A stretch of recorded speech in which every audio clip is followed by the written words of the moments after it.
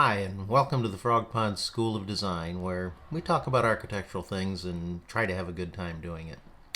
Are you ready for today? Because we got another one of my pet peeves coming at you. Okay, do you know what this building is? Of course you do. It's the Parthenon in Athens, recognized as one of the most classic, perfect classic buildings ever. Now, what you want to do is think about how many columns are there across the face of this building. There are 8. Now, you'll find Greek temples with 2, 4, 6, 8, 10, maybe even 12. What do you notice about those numbers? They are all even. Every single classic temple had an even number of columns. Now, why do you think that is?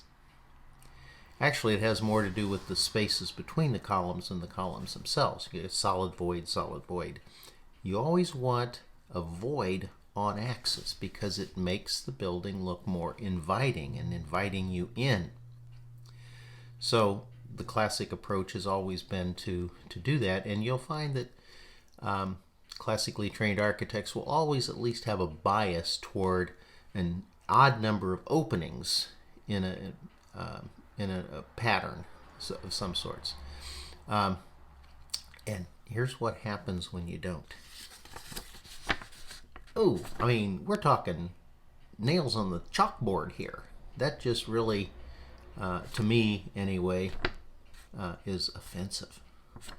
Now you say, okay, well, those are just posts. They're not columns. They're certainly not classic, but obviously in this case, they kind of thought they were.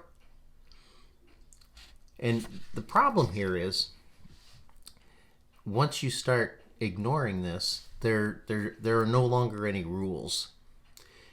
In fact, these apply to not just columns, but any form of opening.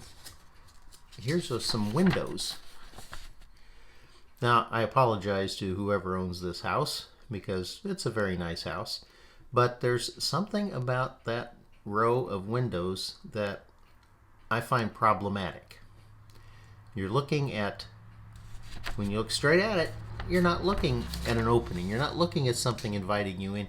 You're looking at a post. So I took a few liberties with that image, and I tried this. Now, you may not agree, but I find this much more appealing than the previous version with 4 windows. And that's the whole principle behind this. Now, what do we learn from this, besides how obsessive I am about some of these things? Well, we've learned that there's value in the things that the old Greeks and Romans did. I mean, after all, they spent a lot of time trying to figure these things out and pass them down to us. So whether you're looking at traditional buildings, contemporary, modern buildings, old, new, whatever, there's value in at least understanding what was behind some of the design principles of the Greek and Roman era. Hey, thanks for joining us today at the Frog Pond School of Design. I look forward to seeing you hanging around the pond again real soon.